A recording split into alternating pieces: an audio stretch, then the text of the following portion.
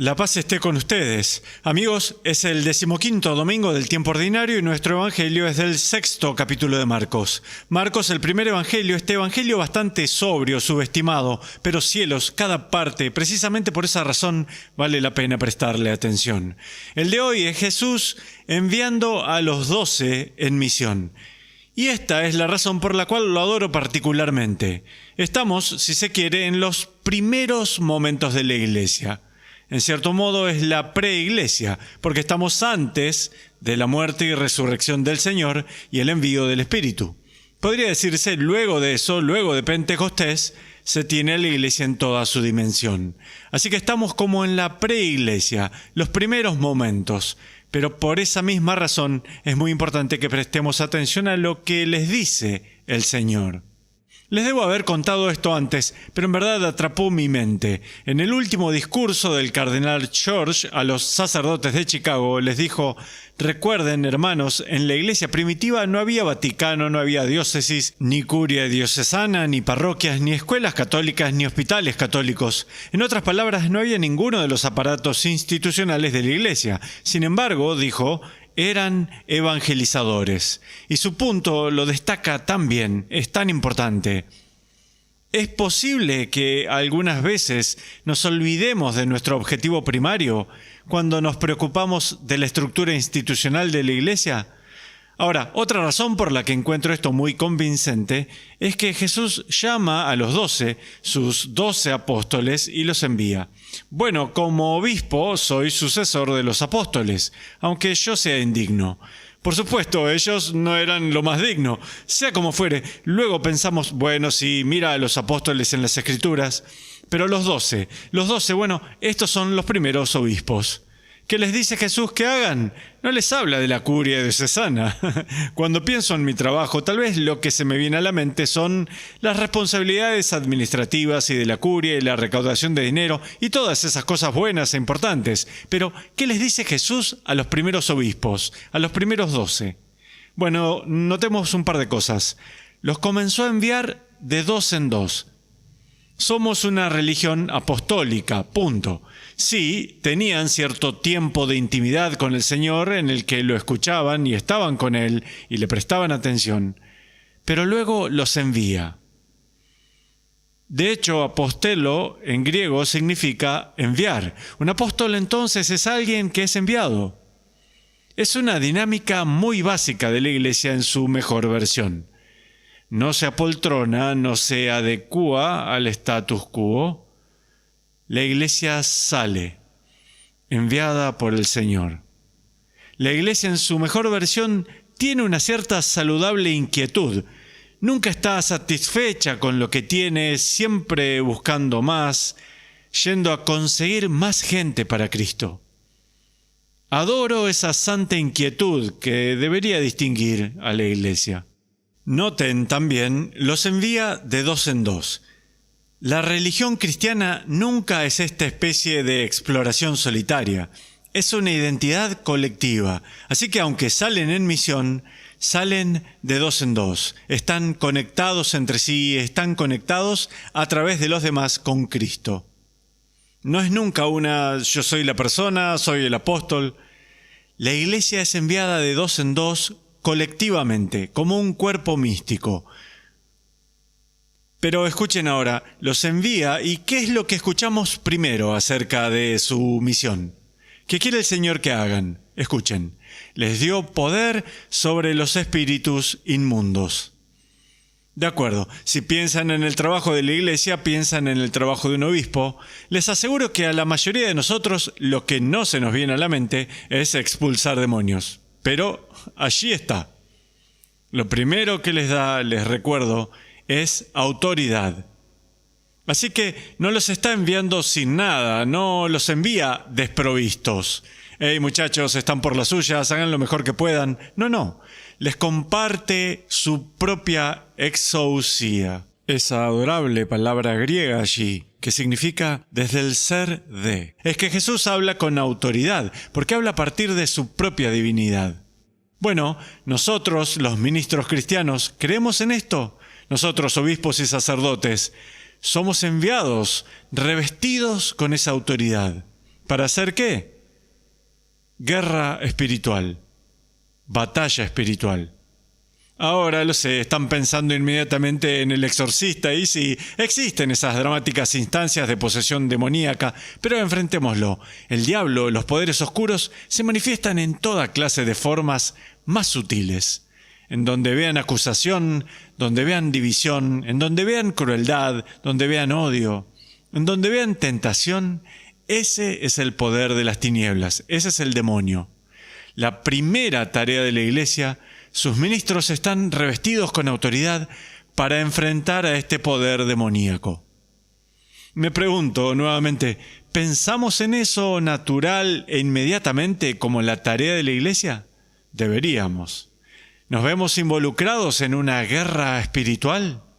Miren, todas las historias del héroe, hay siempre una batalla con el dragón. Este es un viejo nombre, ya que estamos, del demonio. Draco, en latín, el dragón. Sí, se nos ha otorgado autoridad, deberíamos usarla. Pero escuchen luego, les mandó que no llevaran nada para el camino, ni pan, ni mochila, ni dinero en el cinto, sino únicamente un bastón. Pienso en esto, todavía viajo mucho por mi trabajo, para dar charlas y asistir a reuniones y hacer diferentes cosas. Voy a los aeropuertos todo el tiempo. No me imagino llegando a un aeropuerto sin una maleta y sin una cartera. Sin dinero, sin tarjeta de crédito y sin maleta. Simplemente ir así. ¿Tendría yo esa clase de confianza? Pero así es como envía a los primeros obispos.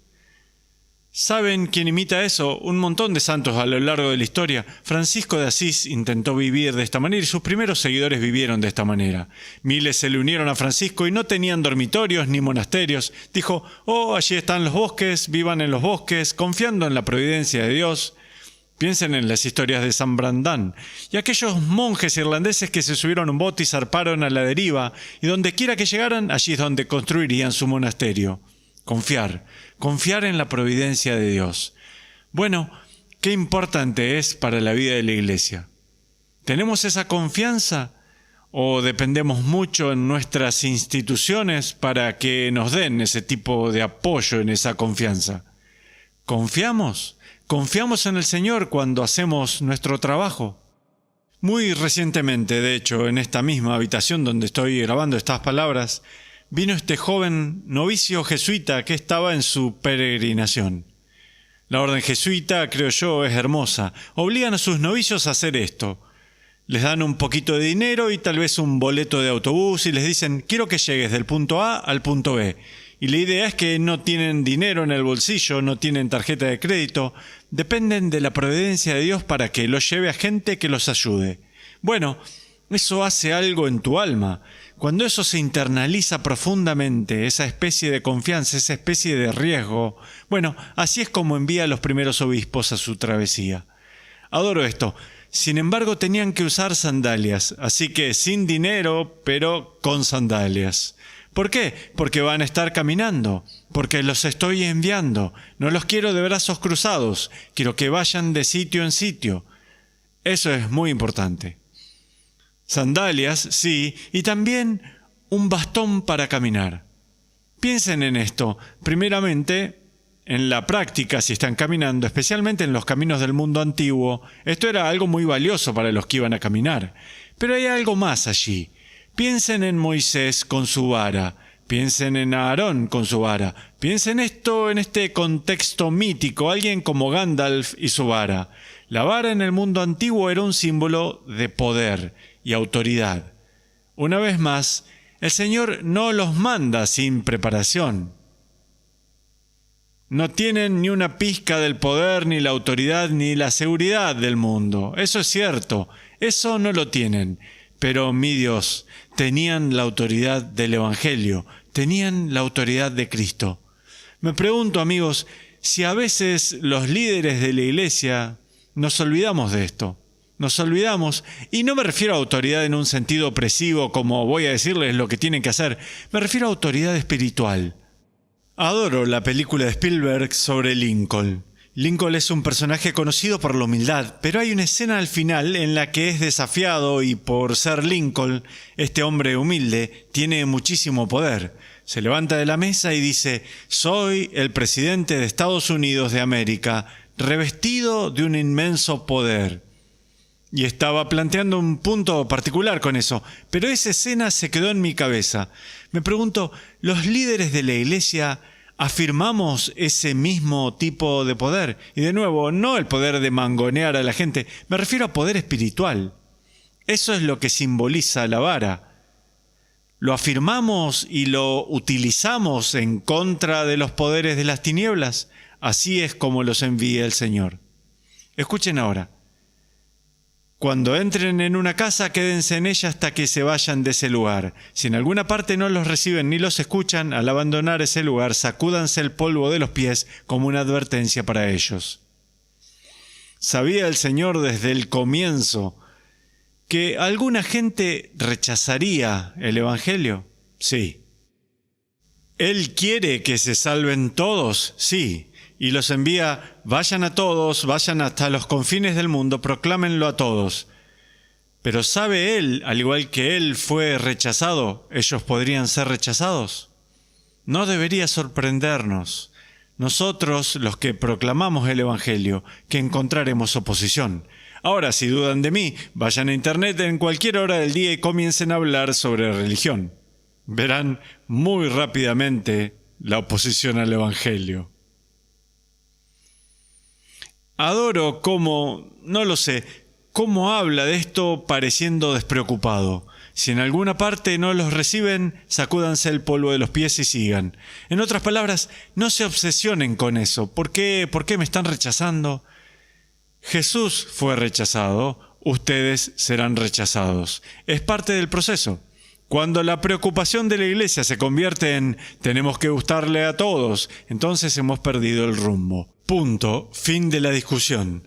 Si nuestro objetivo es bueno y asegurémonos de llevarnos bien con todos y nadie nos vea como ofensivos, hemos perdido el objetivo. No somos la iglesia. Por supuesto, tendremos oposición. Así es como cierra esto. Así que se fueron con estas instrucciones. ¿Y qué hicieron? Predicaron el arrepentimiento. La primera palabra que sale de la boca de Jesús en el Evangelio de Marcos es metanoite, que significa arrepiéntanse. Cambien sus mentes, cambien sus vidas, den un vuelco. Efectivamente no es, hey, todos lo están haciendo bien, yo estoy bien, tú estás bien, todos son buenos. Ese no es el Evangelio. La primera palabra que sale de la boca de Jesús es arrepentimiento. Lo primero que les dice que hagan es que prediquen arrepentimiento. Estamos llamando a la gente, me refiero a nosotros, líderes de la iglesia, obispos, estamos llamando a la gente al arrepentimiento.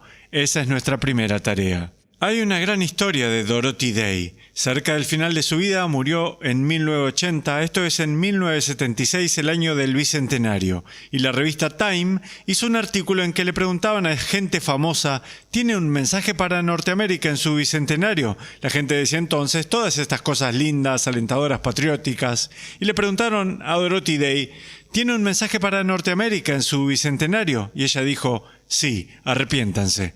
Bueno, tal vez no se adaptó a los lectores de la revista Time, pero cielos, que se adaptó exactamente a lo que Jesús les pidió a sus discípulos que hicieran. Finalmente entonces, los discípulos expulsaban a los demonios, ungían con aceite a los enfermos y los curaban. ¿De acuerdo? Tenemos una ocupación de curación.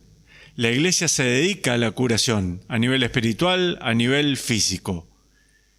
Cristo es Salvatore, decimos en latín. Nuestra palabra Salvador viene de allí. Salvatore significa sanador. ¿Suministra a la iglesia poder sanador?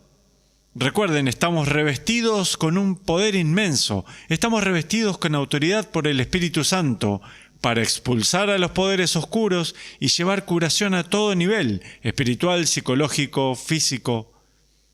Bueno, allí está Marcos 6, 7 a 13, si quieren revisarlo. Allí está el plan. ¿Qué es la iglesia? Bueno, al comienzo no era nada de lo que mencionó el cardenal George. Esto es lo que vio Jesús desde el comienzo. Y esto es aún lo que tiene que modelar todo lo que hacemos hoy. Y Dios los bendiga.